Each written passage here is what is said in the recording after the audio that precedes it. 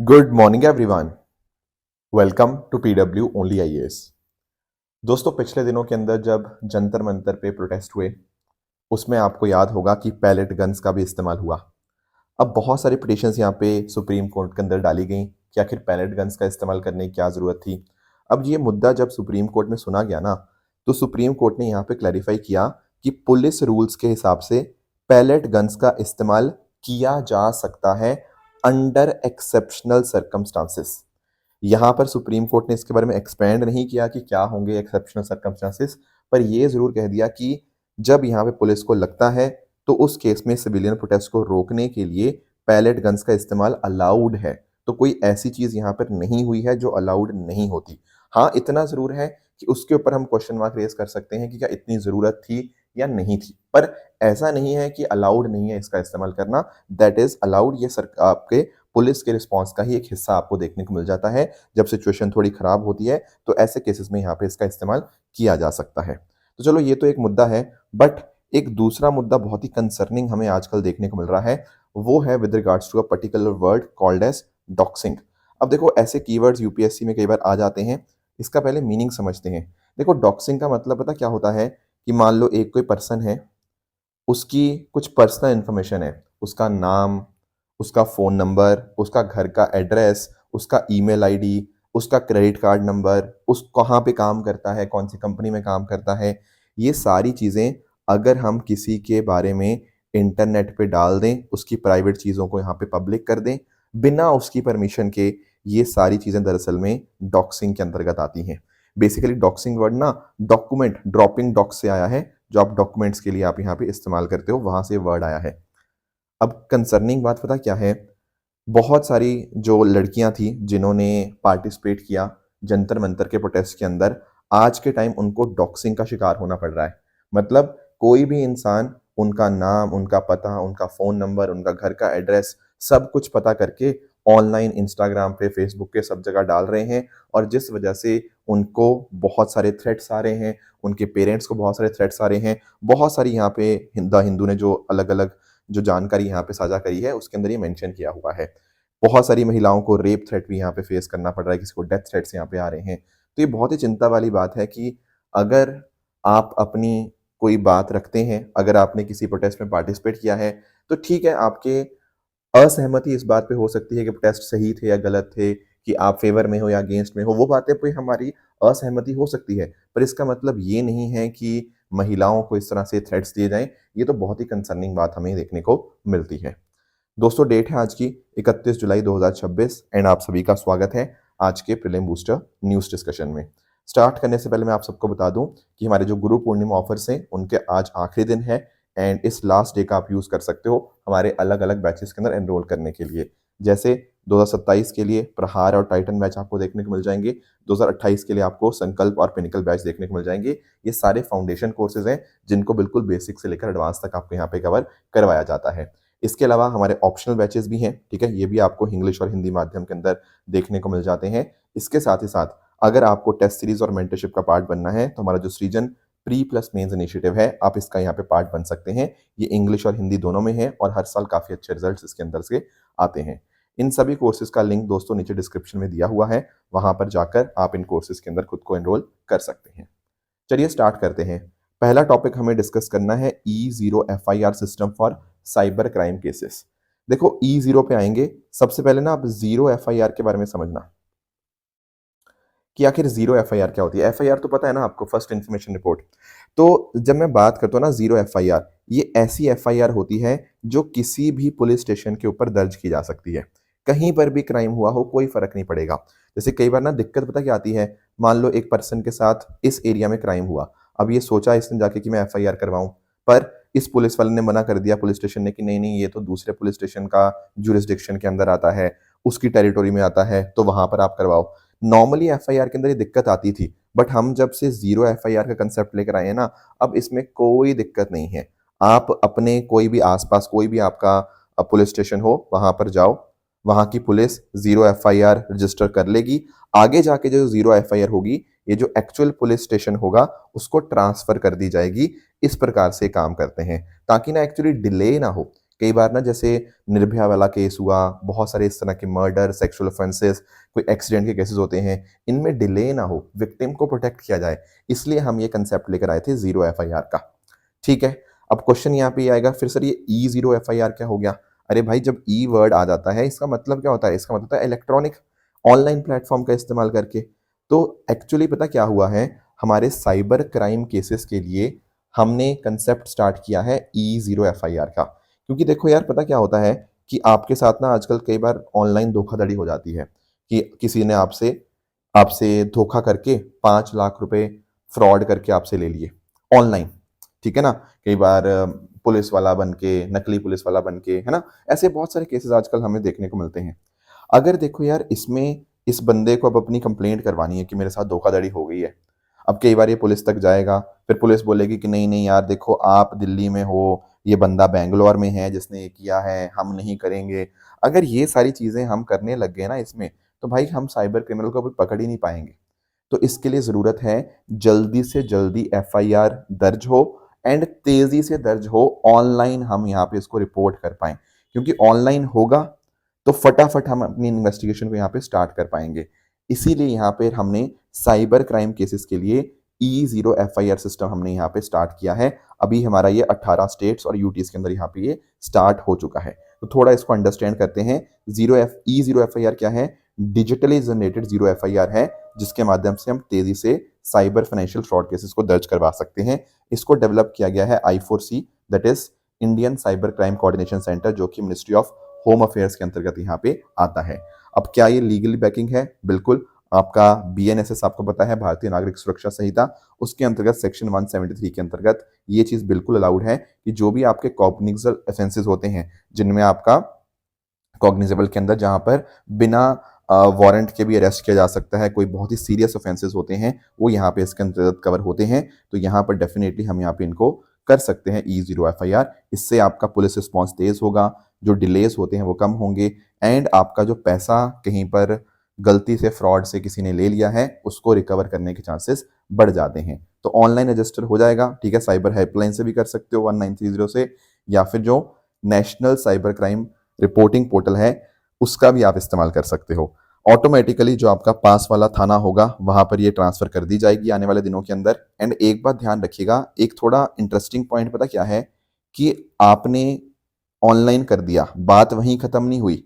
आगे जाके ना आपको जो भी आपका नियरेस्ट थाना होगा वहां पर 3 दिन के अंदर जाना होगा, जो भी कंसर्न थाना है वहां पर जाकर आपको इस ई जीरो एफआईआर को कन्वर्ट करवाना होगा रेगुलर एफआईआर के अंदर। ये बात नोट करिएगा, ठीक है ना? मैंने भी ये देखा, मुझे भी थोड़ा कंसर्निंग लगा, बट ठीक है, ये बात सरकार ने क्लियर की है कि आपको 3 दिन के अंदर यहाँ पे जाना पड़ेगा इस चीज़ को। बाकी इसके अलावा आप नोटिस कर पाओगे, फटाफट हम यहाँ पे पैसा का फ्रॉड ना हो, ठीक है ना, उसको रोका जा पाए, इसीलिए यहाँ पर हमने ये काम किया है। आगे आएंगे दोस्तों, अगला टॉपिक है मदनपल्लेस जीरो वेस्ट सिटी मॉडल। अब देखो, ये जो टॉपिक है ना, हो सकता है प्रीलिम्स में ना आए, पर ये मेंस के अंदर एग्जाम्पल के तौर के ऊपर और डेटा पॉइंट्स लिखने के अंदर बहुत ज़्यादा हेल्प कर सकता है। देखो, अभी पता क्या हुआ है, आंध्र प्रदेश के अंदर मदनापल्ले म्यूनिसिपैलिटी जो है ना, वो बहुत ही शानदार काम कर रही है वेस्ट को मैनेज करने के लिए, और इसीलिए जीरो वेस्ट सिटी के तौर के ऊपर ये सामने निकल कर आ रही है। अब क्वेश्चन आएगा, ये जीरो वेस्ट सिटी का मतलब क्या होता है? देखो, स्वच्छ भारत मिशन के अंतर्गत ना ऐसी सिटीज जो बहुत अच्छा काम कर रही हैं, जो वेस्ट जनरेट हो रहा है उसको साइंटिफिकली मैनेज करें, राइट, रिसाइकल करें, वो सिटीज को हम यहाँ पे बोलते हैं। अब क्या खास किया आंध्र प्रदेश के मदनपल्ले के अंदर? देखो, यहाँ पर पता क्या हुआ, पहली चीज तो आप नोटिस करिएगा कि मदनपल्ले में जो लगभग हर अगर मैं बात करूं कितना वेस्ट होता है, it is 62 ton per day. TPD का मतलब है टन्स पर डे। तो 62 टन पर डे यहाँ पे वेस्ट जो है वो जनरेट होता है। कुछ वेट वेस्ट होता है, कुछ आपका ड्राई वेस्ट होता है। तो एक्चुअली ना, सबसे पहले तो सोर्स के ऊपर ही सेग्रीगेट कर लेते हैं, यानी कि वेट वेस्ट को अलग कर दिया गया, ड्राई वेस्ट को अलग कर दिया गया, जो आपका और कोई डोमेस्टिक हजार्डस वेस्ट होता है उसको अलग कर दिया गया। तो जब आपने इनको सेग्रीगेट कर दिया, तो हर किसी का पर्पस अलग अलग हो सकता है। ड्राई वेस्ट को हम यहाँ पे कुछ रिसाइकल कर सकते हैं, आपका जो वेट वेस्ट होता है उसको हम अपना सॉरी कंपोस्टिंग के अंदर यहाँ पे इस्तेमाल कर पाएंगे। तो ऐसे अलग अलग यहाँ पे चीज़ें होंगी कि हाँ, बायोडिग्रेडेबल है, नॉन बायोडिग्रेडेबल है, अपसाइकलिंग की जा सकती है। तो पहली चीज़ तो ये करती जाती है। उसके अलावा अगर हम बात करें, यहाँ पर इस्तेमाल किया जाता है आपकी कंपोस्टिंग का। जैसे आप लोगों ने विंडरो कंपोस्टिंग के बारे में सुना होगा। होता पता क्या है, ऑर्गेनिक वेस्ट को कंपोस्ट के अंदर हम कन्वर्ट कर देते हैं एरोबिक डिकम्पोजिशन से। जैसे आपके पार्क्स हैं, गार्डन्स हैं, वहां पर इस्तेमाल हो जाता है। वर्मी कंपोस्टिंग की अगर मैं बात करूं, यहाँ पर आपके जो अर्थवॉर्म्स होते हैं, ठीक है, अर्थवॉर्म्स का हम इस्तेमाल कर लेते हैं। तो अर्थवॉर्म आपके ऑर्गेनिक वेस्ट को कन्वर्ट कर देते हैं न्यूट्रिएंट्स के अंदर, ठीक है। तो ये सारा फायदा हो जाता है। ऐसी अगर मैं बात करूं ड्राई वेस्ट की, ड्राई वेस्ट को रिसाइकलिंग की जा सकती है, जैसे प्लास्टिक, पेपर, मेटल, है ना। तो इन सब की रिसाइकलिंग यहाँ पे हो जाएगी। तो ये सारा काम किया जाता है। फिर मटीरियल रिकवरी फैसिलिटी, ये आपका रिसाइकलिंग के लिए हो गया। उसके अलावा देखो जो आपका RRR, reduce, reuse and recycle, ठीक है, आपका ई वेस्ट है, पुराने कपड़े हैं, बुक्स हैं, टॉयज हैं, फुटवेयर हैं, इन सबको रिपेयर कर सकते हो, दोबारा इस्तेमाल कर सकते हो, रीडिस्ट्रीब्यूट कर सकते हो। बेसिकली एक प्रकार की जो कंसेप्ट हम जानते हैं ना सर्कुलर इकोनॉमी का, जिसको आप लोग वेस्ट टू वेल्थ के नाम से भी जानते हैं, तो ये सारी चीज़ें कर सकते हैं। इनफैक्ट म्यूनिसिपैलिटी ने यहाँ पर एक वेस्ट टू आर्ट पार्क भी यहाँ पे बनाया है। बेसिकली जैसे आपको मैं एग्जांपल देता हूँ, चंडीगढ़ के अंदर ना एक आपका रॉक गार्डन है। उस रॉक गार्डन के अंदर ना वेस्ट से, टूटी हुई चूड़ियों से वो गार्डन बनाया गया है, रॉक गार्डन, बहुत ही शानदार है। उसी तरह से यहाँ पर भी इन्होंने वेस्ट टू आर्ट पार्क बनाया है आंध्र प्रदेश के अंदर, जहां पर आपका वेस्ट का इस्तेमाल करके जो चीजें छोड़ दी हैं किसी ने, जिसका कोई इस्तेमाल नहीं करता, उन सब चीज़ों का इस्तेमाल करके एक पार्क बना दिया है। तो लोग यहाँ पे विजिट करने आते हैं और बहुत ही अच्छा एग्जाम्पल उसका देखने को मिल जाएगा। इसके अलावा अगर मैं बात करूं तो पुरानी जो डंप साइट्स होती है ना, जैसे कई जगह कि कूड़ा यहाँ पे सब लोग फेंक देते हैं, डंप साइट बोलते हैं उनको, तो उनको भी हमने बायो माइनिंग और बायो रेमिडिएशन की मदद से क्या किया है, इन सब एरियाज की साइंटिफिक प्रोसेसिंग करवाई है, और जिस वजह से जो भी यूजफुल मटेरियल था वो रिकवर करवाया है, और लगभग 9 एकड़ से भी ज़्यादा की जो लैंड है उसको हम वापस रिक्लेम कर पाए हैं। तो ये सारे अलग अलग प्रोसेसेस यहाँ पे किए हैं, लोगों ने भी यहाँ पे काफ़ी पार्टिसिपेट किया है। तो इस प्रकार से बहुत अच्छे एग्जाम्पल्स, पेंटिंग्स वगैरह भी बनाई हैं। तो ये सारे अच्छे एग्जाम्पल आपको देखने को मिल जाएंगे। तो कल को अगर आपको वेस्ट मैनेजमेंट के ऊपर क्वेश्चन आए तो इसकी जो अलग अलग अप्रोचेज हैं आप उनका इस्तेमाल कर सकते हो अपने आंसर में, और एक केस स्टडी के तौर के ऊपर आप मदन पल्ले को जरूर आप यहाँ पे मेंशन कर सकते हैं। आगे आएंगे दोस्तों, अगला टॉपिक है हमारा दानवीर इनिशिएटिव के बारे में। अभी मिनिस्ट्री ऑफ पंचायती राज ने ना दानवीर इनिशिएटिव को यहाँ पे लॉन्च किया है, ताकि ग्राम पंचायत को हम और ज़्यादा बेहतर बना पाएं डिजिटल इंफ्रास्ट्रक्चर के अंदर। अब क्वेश्चन आता है वो कैसे बनेगा। देखो मैं आपको एग्जांपल देता हूँ। मान लो आप एक पर्सन हो, ठीक है, आप अब काफ़ी अच्छा खासा पैसा कमाते हो, मान लो आप अब हो सकता है किसी शहर में आगे हो, पर आपका अपने गाँव के साथ आज भी बहुत गहरा नाता है। अब आप चाहते हो कि गांव के लिए कुछ मैं कंट्रीब्यूट करूं, तो बिल्कुल आप अपनी मर्जी से वॉलेंट्री कंट्रीब्यूट कर सकते हो। फॉर एग्जांपल डिजिटल इक्विपमेंट आप कंट्रीब्यूट कर सकते हो। आपको चाहिए ना कि अगर आपका गांव है या आपका पंचायत है वो अच्छा बने। अब गांव में दिक्कत क्या आती है, इंटरनेट फैसिलिटी अच्छी नहीं होती, डिजिटल गवर्नेंस नहीं होती, ठीक है ना, डिजिटल इक्विपमेंट नहीं होता, कंप्यूटर्स नहीं होते। पर अगर कुछ लोग यहाँ पर अपनी तरफ से एक वॉलेंट्री कंट्रीब्यूट करें, बेसिकली दान करें, तो डेफिनेटली हमारे गांव की पंचायत भी ये डिजिटल इंफ्रास्ट्रक्चर गैप्स फेस करती हैं, वो गैप्स कहीं ना कहीं खत्म हो पाएंगे। तो इस इनिशिएटिव की इनफैक्ट जो टैगलाइन है ना वो यही है, give back to your village. आपके गांव ने आपके लिए बहुत कुछ किया है, अब बारी है आपकी आपके गांव के लिए कुछ करने की। तो यहाँ पर ना आपका जो ऐप है मेरी पंचायत मोबाइल ऐप, वहां पर दानवीर करके ऑप्शन आएगा, वहां पर आप जाओ एंड वहां पर जाके जो भी आपको डोनेट करना है, जो भी आप यहाँ पे अलग अलग इक्विपमेंट्स आपके देना चाहते हो वो दे सकते हो। इनफैक्ट ना उस ऐप के ऊपर जाकर पता लग जाएगा कि गांव में कमियां किस चीज़ की हैं। मान लो यहाँ पे 4-5 ऑप्शन लिखे हुए हैं कि गांव के अंदर लेट से कमी है, कंप्यूटर्स की कमी है, मान लो यहाँ पे लिखा हुआ है, यहाँ पे लिखा हुआ है कि नहीं यहाँ पे ब्रॉडबैंड की कमी है, या ये कमी है, वो कमी है, ऐसी सारी चीज़ें लिखी हुई हैं। तो आप ना उनको आइडेंटिफाई कर लो, उन रिक्वायरमेंट्स को, एंड इनफैक्ट ना इसी पर्टिकुलर पोर्टल के साथ, प्लेटफॉर्म के साथ जो डिजी हार्ट मार्केट प्लेस है ना उसको भी कनेक्ट किया गया है। डिजी हार्ट बेसिकली एक प्रकार का, आप समझ लो एग्जांपल के लिए जैसे आपका अमेजॉन फ्लिपकार्ट नहीं होता, बिल्कुल उसी तरह से यहाँ पे है। अब होगा पता क्या, ये सारी रिक्वायरमेंट्स हैं जो आपके गाँव को चाहिए, यहाँ पर इसको डिजी हार्ट से कनेक्ट किया हुआ है। तो आपको कुछ नहीं करना, यहाँ पर ये सारी चीज़ें अवेलेबल होंगी। कि कंप्यूटर की कमी है, ठीक है, आप यहाँ पे कंप्यूटर खरीद दो, ये ऑटोमेटिकली जैसे अमेजॉन फ्लिपकार्ट यहाँ पे जाता है ना, उसी तरह से यहाँ पे डिजी हार्ट की मदद से यहाँ पर इंश्योर कर लिया जाएगा कि वो डिलीवरी जो है वो प्रॉपरली आपके गांव तक यहाँ पे पहुंच जाएगी।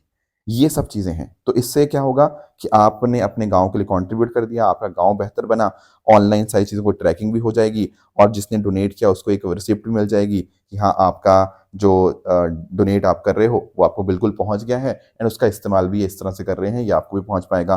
तो इस तरह से हम यहाँ पे लोगों का इन्वॉल्वमेंट करवा रहे हैं ताकि जो लोकल गवर्नेंस है उसको हम यहाँ पे और ज़्यादा बेहतर बना पाएँ, राइट? ये था आपका दानवीर इनिशिएटिव। नेक्स्ट आएँगे दोस्तों, अगला टॉपिक हमारे सामने है Indian association for cultivation of science. इसको देखो मैं आपको समझाता हूँ कि आखिर इसका मतलब क्या है, पर पहले मुझे आपको ना थोड़ा रमन इफेक्ट के बारे में एक्सप्लेन करना है। रमन इफेक्ट आप सबको पता होगा, हमारे बहुत ही फेमस साइंटिस्ट रहे हैं सीवी रमन जी, ठीक है ना? उन्होंने यहाँ पर इस इफेक्ट को यहाँ पे डिस्कवर किया था, उन्हीं के बेसिस के ऊपर नाम के ऊपर है। एंड रमन इफेक्ट का मतलब क्या होता है? It is the change in wavelength और frequency of light caused by inelastic scattering when light interacts with matter. आप बोलोगे सर कुछ भी समझ नहीं आया। देखो कोई दिक्कत नहीं, आप यहाँ पे इस पिक्चर को नोटिस कर पा रहे होंगे। एक होती है आपकी नॉर्मल स्कैटरिंग जिसको हम लोग बोलते हैं रेलिक स्कैटरिंग। होता क्या है ना कि मान लो जैसे आपकी लाइट है, आपकी लाइट ने एक मॉलिक्यूल को हिट किया, ठीक है? अगर तो यहाँ पर कोई एक्सचेंज नहीं हुआ एनर्जी का, तो एनर्जी जो होगी ना वो सेम वेवलेंथ से बाहर निकलेगी, जिसको हम लोग जानते हैं नाम रेलिक स्कैटरिंग। मान लो ये ब्लू कलर की थी तो इन दी एंड आपको ये ब्लू कलर ही मिलेगा, या ग्रीन कलर था तो ग्रीन कलर ही मिलेगा। यहाँ पर को सेम वेवलेंथ से लाइट बाहर निकलेगी। बट जब हम बात करते हैं ना रमन स्कैटरिंग की, अब इसमें पता क्या होगा, यहां पर से आपकी लाइट आई, ठीक है, लाइट ने मॉलिक्यूल को हिट किया, यहां पर एनर्जी का एक्सचेंज हुआ। एनर्जी एक्सचेंज होने की वजह से यहां पर जो आपका वेवलेंथ बाहर निकल के आई, ये लाइट की वेवलेंथ कुछ डिफरेंट वेवलेंथ होगी, जिस वजह से अगर आपका ये कलर आपका ग्रीन था तो आपका ये कलर आपका रेड देखने को मिल जाएगा। ये होता है रमन स्कैटरिंग, ठीक है ना? तो बेसिकली एनर्जी चेंज हुआ, एनर्जी चेंज होने से कलर या वेवलेंथ की चेंज आई और इसी को हम यहाँ पे रमन इफेक्ट यहाँ पे बोल सकते हैं। अब इसको पढ़ो, it is the change in wavelength और frequency of light caused by inelastic scattering when light interacts with matter. I hope ये समझ गए होंगे। अब इसका फायदा क्या है? इसका फायदा दोस्तों यही है कि रमन स्पेक्ट्रोस्कोपी का इस्तेमाल आप कर सकते हो सब्सटेंसेस को आइडेंटिफाई करने के लिए, उनकी केमिकल स्ट्रक्चर को समझने के लिए, फिर डिजीज डिटेक्ट करने के अंदर हेल्प करता है, बायोमेडिकल के अंदर हेल्प करता है। इसके अलावा फोरेंसिक्स के अंदर हजार्डस सब्सटेंसेस, नारकोटिक्स, केमिकल, इन सब चीज़ों के अंदर बेसिकली मेडिकल साइंस के अंदर बहुत इसके फायदे हैं। मेडिसिन की प्योरिटी को भी चेक करता है। इवन ना नासा और इसरो ने भी रमन स्पेक्ट्रोस्कोपी का इस्तेमाल किया था प्लैनेट्स के ऊपर मिनरल्स को स्टडी करने के लिए। तो बहुत सारे फायदे आपको यहाँ पे इसके रिगार्डिंग देखने को मिल जाते हैं। कब ये हुआ? ये 1928 के अंदर इन्होंने यहाँ पे इसको डिस्कवर किया था। आगे जाके 1930 के अंदर इनको यहाँ पे नोबेल प्राइज मिला फिजिक्स के अंदर, राइट? ये सारी बातें आपको पता होंगी। अगर मैं आपसे ये पूछूं कि रमन जी ने आखिर ये सारी डिस्कवरी कहाँ पर करी, देखो काफ़ी सारी जगहें थी बट मेन इनकी जो डिस्कवरी के पीछे रीज़न रहा वो था कि इन्होंने Indian association for cultivation of science, IACS, यहाँ पर इन्होंने बहुत सारे एक्सपेरिमेंट्स किए इसी के रिगार्डिंग, रमन इफेक्ट के रिगार्डिंग। और इसी बेसिस के ऊपर इन्होंने 28 फरवरी 1928 को ये अनाउंस किया रमन इफेक्ट को। एंड इनफैक्ट ना अगर मैं बात करूं, भारत जो है ना नेशनल साइंस डे पता कब मनाता है? 28 फरवरी को ही मनाता है, क्योंकि रमन जी ने इसको यहाँ पे डिस्कवर किया था इसी पर्टिकुलर डे के ऊपर 28 फरवरी को। आगे जाके 1930 को यहाँ पे इनको ये नोबेल प्राइज मिला और ये पहले एशियन साइंटिस्ट बने जिनको एक साइंटिफिक डिसिप्लिन के अंदर नोबेल प्राइज मिला था, ठीक है? ऑब्वियसली देखो रविंद्रनाथ टैगोर जी को मिला था पर वो लिटरेचर के लिए था, यहाँ पे साइंटिफिक डिसिप्लिन की यहाँ पे बात हो रही है, राइट? तो इस प्रकार से आप नोटिस कर पाओगे कि सीवी रमन जी का बहुत गहरा नाता था Indian association for cultivation of science के साथ। और हम इसको पढ़ क्यों रहे हैं IACS को? इसीलिए पढ़ रहे हैं क्योंकि इसके 150 साल कंप्लीट हो गए हैं। भारत की साइंटिफिक रिसर्च के अंदर इसने बहुत बड़ा रोल प्ले किया है। 1876 यानी कि 150 साल पहले महेंद्र लाल सरकार जी के द्वारा इसको यहाँ पर कैलकाटा के अंदर एस्टेब्लिश किया गया ताकि भारत के लोगों के अंदर भी यहाँ पे साइंटिफिक रिसर्च को हम यहाँ पे और प्रमोट कर पाएं। तो बंगाल के अंदर देखो बहुत सारी डिस्कवरीज हुई, बंगाल के अंदर बहुत ज़्यादा साइंटिफिक यहाँ पे रिसर्च यहाँ पे हुआ और उसके अंदर बहुत इंपॉर्टेंट रोल रहा IACS का ही, ठीक है ना? तो आज के टाइम के ऊपर आप नोटिस कर पाओगे ये कोलकाता के अंदर तो है ही है, बाकी इसके बहुत सारे अलग अलग आपके कैंपसेस भी अलग अलग एरियाज में आपको देखने को मिल जाते हैं, ठीक है ना? बाकी रिसर्च के ऊपर, साइंटिफिक टैलेंट के ऊपर, इनोवेशन के ऊपर पिछले 150 साल के अंदर इसने बहुत ही शानदार यहाँ पे काम किया है और इसीलिए ये डिस्कवरी या ये जो इंस्टीट्यूट है बहुत ज़्यादा इंपॉर्टेंट बन जाता है। आगे आएंगे दोस्तों, अगला टॉपिक है हमारे सामने 10th Indian mobile Congress IMC।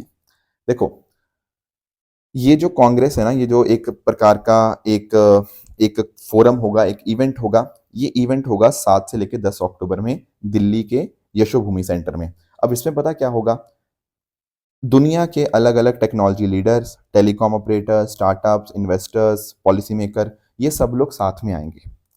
अब जैसे नाम ही है ना, क्या है, इंडियन मोबाइल कांग्रेस। तो इसमें क्या डिस्कशन होगा, इसमें डिस्कशन होगा 5G का, 6G का, आर्टिफिशियल इंटेलिजेंस का, इंटरनेट ऑफ थिंग्स का, इस प्रकार की चीजें हमने जो जो इस प्रकार की चीजें बनाई हैं उनको हम यहाँ पे शोकेस करेंगे।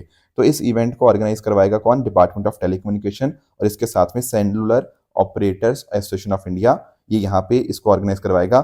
2017 से हर साल होता जा रहा है, तो इस बार ये 10th आपका इंडियन मोबाइल कांग्रेस यहाँ पे आपका ऑर्गेनाइज करवाया जाएगा। इस बार की थीम है स्केल विदाउट बाउंड्रीज, और इसके 4 पिलर बताए गए हैं। एक है सृष्टि। सृष्टि का मतलब क्या है, हम फ्यूचर को बिल्ड करेंगे, इनोवेशन के ऊपर फोकस करेंगे। सुरक्षा का मतलब है कि यार हमें प्रॉपर इंश्योर करना है कि सिक्योर इकोसिस्टम हो। ठीक है। सशक्त का मतलब है कि लोग एम्पावर्ड रहें। संवर्धन का मतलब होता है कि इसका ग्रोथ के अंदर भी कंट्रीब्यूशन यहाँ पे होना चाहिए, टेक्नोलॉजी ग्रोथ के अंदर कंट्रीब्यूट करे। इसी चीज को डिस्कशन किया जाएगा, अलग अलग इंडिजिनस टेक्नोलॉजी जो हमने बनाई हैं उनको शोकेस किया जाएगा। और इस प्रकार से जो नई नई टेक्नोलॉजीज आ रही हैं, cloud computing, edge computing, green technology, AI, internet of things, वो सारी चीजें यहाँ पे फोकस की जाएगी। तो 7 से 10 अक्टूबर के बीच में ये आपका इंडियन वर्ल्ड कांग्रेस यहाँ पे भारत के अंदर होने वाला है। एक और टॉपिक है दोस्तों हमारे सामने, दैट इज मछलीपट्टनम। देखो वैसे तो मछलीपट्टनम आपको पता है कि एक पोर्ट सिटी है आंध्र प्रदेश के कृष्णा डिस्ट्रिक्ट के अंदर, ठीक है। बट यहाँ पर हम बात कर रहे हैं मछलीपट्टनम, जो कि एक anti submarine warfare shallow water craft है। बेसिकली पॉइंट पता क्या है, आप लोग एंटी सबमरीन वॉरफेयर का मतलब जानते होंगे। जैसे फॉर एग्जाम्पल कोई मान लो दुश्मन देश की सबमरीन है, वो हमारे पानी के अंदर है, हमारे ऊपर कुछ निगरानी या कुछ गड़बड़ रखने की कोशिश कर रही है, तो हमें इंश्योर करना है कि ऐसी सबमरीन को हम ढूंढें, ट्रैक करें और इनको यहाँ पे डिस्ट्रॉय कर पाएं। तो यहाँ पर रोल बन जाता है एंटी सबमरीन वॉरफेयर, जो आपके पास अलग अलग टेक्नोलॉजीज होती हैं। तो उसी में आपका ये जो शिप है एंटी सबमरीन वॉरफेयर शिप आपको देखने को मिल जाएगी। इसको इंडियन नेवी के लिए बनाया गया है, और इसको बनाने के अंदर जो रोल मेजरली प्ले किया गया वो है कोचिन शिपयार्ड लिमिटेड का, ठीक है ना। इसने यहाँ पे इसको कंस्ट्रक्ट किया है, और इसके अलग अलग पर्पसेस हैं। जैसे for example anti submarine warfare मैंने आपको समझा दिया, माइंस को यहाँ पे डिटेक्ट कर सकता है, अंडर वाटर सर्वेलेंस यहाँ पे कर सकता है, और इसकी डिस्प्लेसमेंट लगभग 900 टन की है, और इसकी मैक्सिमम स्पीड है 25 नॉट्स। नॉट्स दरअसल में पता क्या होता है, लगभग 1.8 किलोमीटर पर आवर होता है। तो मोटा मोटा आप कह सकते हो कि ये लगभग 50 से 55 किलोमीटर पर आवर के आसपास इसकी यहाँ पे मैक्सिमम स्पीड होगी, और रफली 1800 नॉटिकल माइल्स का ये आपकी एंड्योरेंस इसकी देखने को मिल जाएगी। इसमें सोनार्स यहाँ पे लगे हुए हैं, हल माउंटेड सोनार है, लो फ्रिक्वेंसी यहाँ पे वेरिएबल डेप्थ सोनार है, जिसके माध्यम से नीचे डिटेक्ट करना, अगर नीचे कोई शिप होती है तो वो डिटेक्ट करना अपने आप में काफ़ी आसान हो जाता है। इसमें 80% जो टेक्नोलॉजी है उसमें इस्तेमाल हमने स्वदेशी चीज़ों का किया है, यानी कि हमने यहाँ पे आत्मनिर्भर बनने की यहाँ पे कोशिश करी है। तो मेजॉरिटी चीज़ें यहाँ पे भारत में ही बनी हुई हमने इसमें इस्तेमाल करी हैं। इससे हमारा कोस्टल डिफेंस बेहतर होगा, और अंडर वाटर सर्वेलेंस यहाँ पे हमारा इंप्रूव हो जाएगा। तो नाम ध्यान रखिएगा, मछलीपट्टनम एंटी सबमरीन वारफेयर के बारे में, राइट। तो ये कुछ चीज़ें थी जो आज हमें डिस्कस करनी थी। अब रही बात ट्रू एंड फॉल्स स्टेटमेंट की, यहाँ आपके सामने कुछ स्टेटमेंट है, इनको आप पढ़िएगा, बताइएगा इनमें से कौन सा सही है कौन सा गलत है। एंड कल जो मैंने आपको होमवर्क दिया था, एक था मिष्टी के बारे में। दोस्तों मिष्टी स्कीम की अगर मैं बात करूं ना, तो ये दरअसल में 2023-24 के बजट के अंदर यहाँ पे अनाउंस की गई थी, और 5 जून 2023 को ये स्टार्ट हुई थी। तो पहला स्टेटमेंट अपने आप में गलत बनेगा। संत गुरु रविदास महाराज जी की बात करें तो बिल्कुल उन्होंने निर्गुण भक्ति, जहाँ फॉर्मलेस गॉड की हम बात करते हैं, उसी को प्रमोट किया, that is a correct statement. Dengue की अगर हम बात करें तो बिल्कुल इसमें फीमेल एडिस जिप्टी मॉस्किटो ही है, एंड एडिस एल्बर्टिकस भी है, so that is also a correct statement. तो ये थी हमारी आज की डिस्कशन। इस तरह से आप सब लोग हार्डवर्क करते रहिए। All the very best. Thank you so much. जय हिंद, जय भारत।